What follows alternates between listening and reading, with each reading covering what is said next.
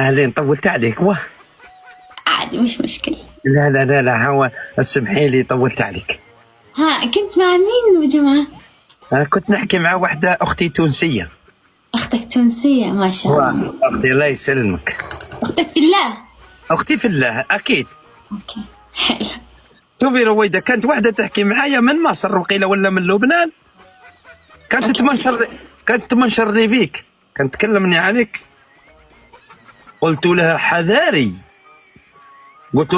قلت لها رويدة خط أحمر، صدقيني. يا تتكلم عني بالمنيح ولا مش بالمنيح؟ شوي. هي كانت تتكلم، أرادت أن تتكلم باللي مش منيح. وأنا وضعت لها حد، جدار عازل. وعمري صدقيني رويدة، بعرف والله.